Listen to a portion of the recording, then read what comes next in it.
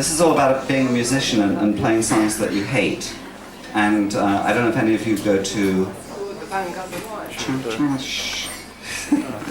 I'm trying to think what the equivalent of playing in a Holiday Inn is. It's all over America. There are people who play in bars at about 1 o'clock in the morning. There are some very drunk businessmen in there, and they always want. Shriners as well, yeah? What? Shriners, sir. Schwein? Shriners. Shriners. We're Shriners as well. Shriners, yeah.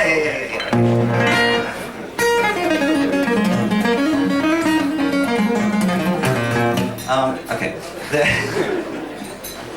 There are people who are, wanting things like feelings. Now, if you want to really insult a musician, just ask for feelings. Whoa, feelings. And if you want him to kill you, then you first of all you ask for feelings, and then you say, can you do tie a yellow ribbon round you? And that's basically what happens. And the musicians who work these kind of gigs hate it. I mean, they just hate it. So I wrote a song. It encompasses two different life forms. There are these musicians who are sort of just basically getting by, and they're playing horrible songs that they hate in horrible places that they hate. And they get hired to play one of these typical things. It's actually a party for a guy who's celebrating his 50th birthday, who has made a lot of money in the dot-com business. And he is a billionaire, and he thinks that he's really in with all the Hollywood stars, and he's invited them all to his party. And he's hired this band to play rotten songs to them to really piss them off. So the band are in a bad mood, and immediately after they get through decanting fantastically expensive bottles of wine, there are about 50 of them, they're all about $1,000 each, and they're sitting in these little crystal decanters. Immediately before the party, there's a violent earthquake that kills half the population of Los Angeles, including most of the people that he's invited to the party. But he doesn't know this, he thinks that they've stood him up, so he's really... And of course nobody comes to the party, and the band is still, they're sort of in the wreckage of the hotel, and they're sort of still playing feelings, and they're sort of heavily traumatized. And so I put all these elements together in search of... How dare you?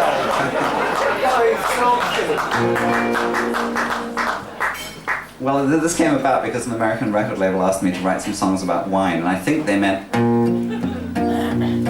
Oh, baby, I feel so fine when you give me the wine. Oh, baby, it's good the way you look tonight. I know that's what they wanted. But of course, being me, I didn't write that, I wrote this, so they hated this.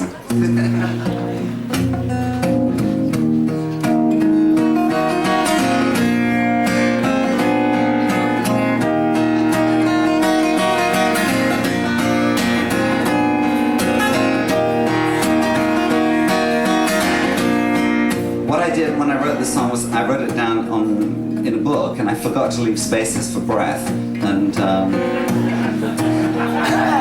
there are none, so it's a very difficult song to sing. The earthquake hit at 6:19 with a jolt. People went running for the doorway, and for the next half minute it shook. Up on the 17th floor, the summer opening the wine, he knew the great hotel was solidly built. Oh, it must have been a miracle that nothing got spilled.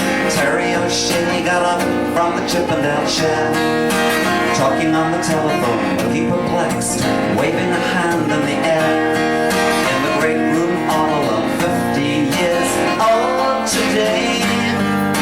A micro-dot billionaire putting on a party like a Hollywood guy, with all the food and wine that his money could buy. The band came in, arguing as usual about nothing in particular. It almost seemed to be this way, tuning up, putting out set lists of all the stupid songs that musicians hate to play. Oh, it must be better than usual, the food looked great. It was money, not glory, so when the clock struck 8, they began the theme tune from Love Story. Time went by with no one arriving at all. It was just Terry and the pictures of dead people frowning from the wall. They didn't look very pleased. It was completely clear nobody was coming, they were all staying home. sharks to hit. 40 decanters of wine sat ready to pour. 1961 Margot and Lafita and Shadow Latour, swaying in unison, lobster and caviar, shrimp and salmon, they were all laid out with artistic flair. The waiters were already eyeing their share. Terry got up, he said enough. He told the band to stop playing that dreadful stuff. Made them come over to the tent, made them all come over to the table, and he gave them wine and they never had dreamed of. So they worked their way through the burgundy and port. They started to relax. They discovered they had more in common than they thought. So they went back over to the store and started playing a game. This time differently, got louder and louder, a million sane people heard it down on the street. It felt so good. They were laughing at each other and the waiters all around, not covering their ears. There was plaster from the ceiling on the crystal chandeliers. Terry was dancing like a madman and waving his hands at anything and everything, kicking up the dust from the carpet and doing handstands, cackling and yodeling. This was a birthday bash. He hadn't anticipated spinning like a top in the middle of the room, while the hotel shook to a sonic boom.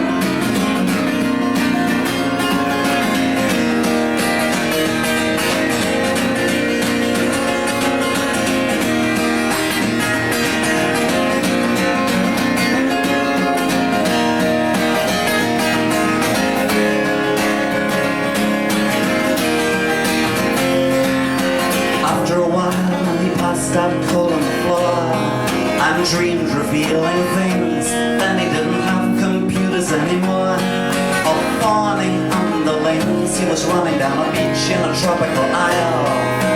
No more feeling tense in a flower pattern shirt of questionable style. It all made sense.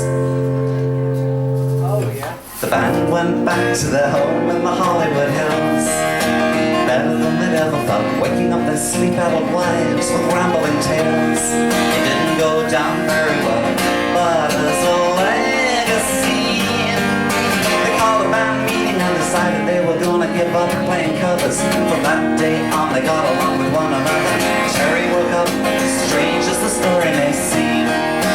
Though he felt terribly found with the dawn, he could still remember his dream. So he just fell away. Nobody's seen him since, but I like to think of him sitting on a beach like Gauguin, wearing a smile, thinking of a brown-eyed girl. She'll be there in a while. Maybe thinking back now and then to a long ago time, the night that the band got the wine, the night that the band got the wine, the night that the band, as I understand, the night that the band got the wine.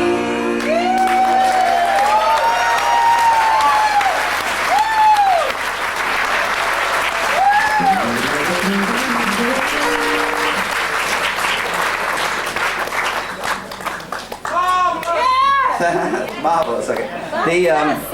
The album of my attempts to write songs about wine is in fact now released. I think it came out last week on EMI. We bought it! We bought it! I know you all bought it, but just in case some of you didn't, it's actually on sale here.